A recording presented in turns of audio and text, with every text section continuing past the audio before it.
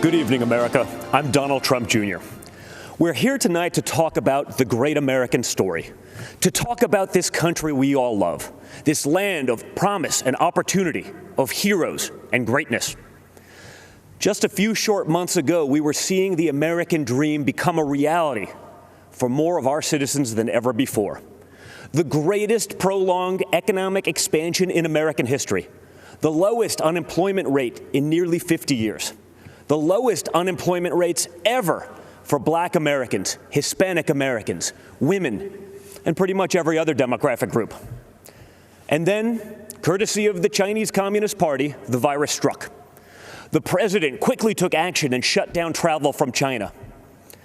Joe Biden and his Democrat allies called my father a racist and a xenophobe for doing it. They put political correctness ahead of the safety and security of the American people. Fortunately, as the virus began to spread, the president acted quickly and ensured ventilators got to hospitals that needed them most. He delivered PPE to our brave frontline workers, and he rallied the mighty American private sector to tackle this new challenge. There's more work to do, but there is a light at the end of the tunnel.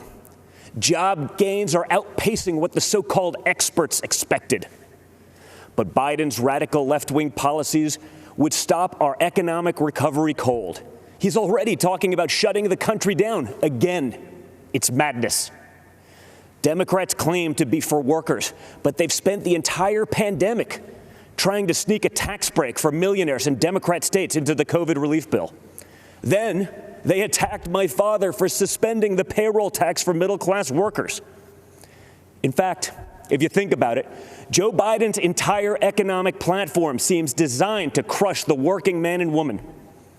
He supported the worst trade deals in the history of the planet. He voted for the NAFTA nightmare. Down the tubes went our auto industry. He pushed for TPP. Goodbye, manufacturing jobs. Beijing Biden is so weak on China that the intelligence community recently assessed that the Chinese Communist Party favors Biden. They know he'll weaken us both economically and on a world stage. Biden also wants to bring in more illegal immigrants to take jobs from American citizens. His open border policies would drive wages down for Americans at a time when low-income workers were getting real wage increases for the first time in modern history. He's pledged to repeal the Trump tax cuts, which were the biggest in our country. After 8 years of Obama and Biden's slow growth, Trump's policies have been like rocket fuel to the economy, and especially to the middle class. Biden has promised to take that money back out of your pocket and keep it in the swamp. That makes sense, though, considering Joe Biden is basically the Loch Ness Monster of the swamp. For the past half century, he's been lurking around in there. He sticks his head up every now and then to run for president. Then he disappears and doesn't do much in between. So if you're looking for hope, look to the man who did what the failed Obama-Biden administration never could do and built the greatest economy our country has ever seen. And President Trump will do it again. We will be stronger than ever because when we put our mind to it, there is no obstacle that America can't surmount. Except there's a difference this time. In the past, both parties believed in the goodness of America. We agreed on where we wanted to go. We just disagreed on how to get there. This time, the other party is attacking the very principles on which our nation was founded. Freedom of thought, freedom of speech, freedom of religion, the rule of law. Thomas Jefferson famously said, "I have sworn upon the altar of God eternal hostility against every form of tyranny over the mind of man." Our founders believed there was nothing more important than protecting our God-given right to think for ourselves. Now, the left, they're trying to cancel all of those founders. They don't seem to understand this important principle. In order to improve in the future, we must learn from our past, not erase it. So we're not going to tear down monuments and forget the people who built our great nation. Instead, we will learn from our past so we don't repeat any mistakes. And we will work tirelessly to improve the lives of all Americans. Joe Biden and the radical left are now coming for our freedom of speech. They want to bully us into submission. If they get their way, it will no longer be the silent majority. It will be the silenced majority. This has to stop. Freedom of expression used to be a liberal value, at least before the radical left took over. Now the Republican Party is the home of free speech, the place where anyone from any background can speak their mind, and may the best ideas win. People of faith are under attack. You're not allowed to go to church, but mass chaos in the streets gets a pass. It's almost like this election is shaping up to be church, work, and school versus rioting, looting, and vandalism. Or, in the words of Biden and the Democrats, peaceful protesting. Anarchists have been flooding our streets, and Democrat mayors are ordering the police to stand down. Small businesses across America, many of them minority-owned, are being torched by mobs. The Democrat mayors pretend it's not happening. They actually called it a summer of love. And that brings me to another important principle. Every American must be free to live without fear of violence in your country, in your communities, and in your homes. All men and women are created equal and must be treated equally under the law. That's why we must put an end to racism, and we must ensure that any police officer who abuses their powers is held accountable.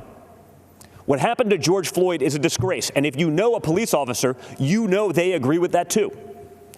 But we cannot lose sight of the fact that our police are American heroes.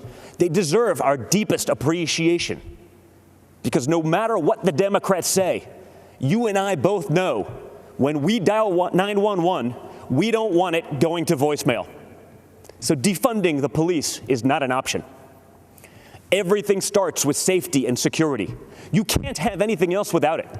You can't focus on building a better future for your children without the peace of mind that they can study safely in their classrooms, play safely in their neighborhoods, and sleep safely in their beds. But safety is only the beginning. Trump's America is a land of opportunity, a place of promise. I was fortunate enough to grow up in a family that could afford the best schools and the finest universities. But a great education cannot be the exclusive right of the rich and powerful. It must be accessible to all. And that's why my dad is pro-school choice. That's why he's called education access the civil rights issue, not just of our time, but of all time. It is unacceptable that too many African American and Hispanic American children are stuck in bad schools just because of their zip code. Donald Trump will not stand for it. If Democrats really wanted to help minorities and underserved communities, instead of bowing to big money union bosses, they'd let parents choose what school is best for their kids. They'd limit immigration to protect American workers. They'd support the police who protect our neighborhoods. They'd learn how to negotiate trade deals that prioritize America's interests for a change. They'd end the endless wars and quit sending our young people to solve problems in foreign lands. They'd cut taxes for families and workers. They'd create opportunity zones that drive investment into inner cities. In other words, if Democrats cared for the forgotten men and women of our country, they'd do exactly what President Trump is doing. America is the greatest country on earth, but my father's entire worldview revolves around the idea that we can always do even better. Imagine the life you want to have, one with a great job, a beautiful home, a perfect family. You can have it. Imagine the country you want to live in, one with true equal opportunity, where hard work pays off and justice is served with compassion and without partiality. You can have it. Imagine a world where the evils of communism and radical Islamic terrorism are not given a chance to spread, where heroes are celebrated and the good guys win. You can have it.